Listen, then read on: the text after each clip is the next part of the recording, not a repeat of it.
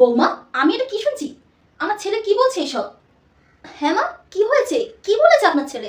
ও নাকি বলেছে তোমাকে নিয়ে ফ্লাইটে করে ঘুরতে যাবে, আর তুমি নাকি যেতে চাওনি। হ্যাঁ মা, আমি ওকে শুধু এটাই বলেছি, বেকার এত টাকা খরচা করে প্লেন ভাড়া করে যাওয়ার কি দরকার আছে? এই তো এখনই বিয়ে হলো, এত টাকা খরচা হলো। বৌমা, তোমার এখন খরচা কি হচ্ছে না হচ্ছে এইসব দেখার সময় নয়।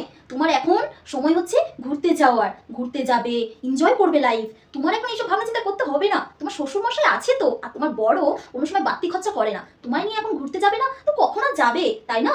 যাও, দুজনে মিলে ঘুরে আসো, আর আমার ছেলে যা বলছে সেটা করো, বুঝতে পেরেছো? তাড়াতাড়ি করে প্যাকিং শুরু করো, আমি যেন আজকেই দেখি তোমার প্যাকিং করা হয়ে গেছে। আমি কিন্তু একটু পরে গিয়ে তোমার ঘরে গিয়ে দেখবো, যাও তাড়াতাড়ি। আচ্ছা মা, ঠিক আছে। পাগল মেয়ে একটা, হিসেবই হয়েছে। হিসেব করা ভালো বৌমা, কিন্তু তারও একটা সময় হয়, বুঝতে পেরেছো? তো যখন তোমার সময় হবে তখন তুমি হিসাব করে টাকা পয়সা গুছিয়ে রেখো, এখন একটু ঘুরে নাও, যাও। আচ্ছা ঠিক আছে।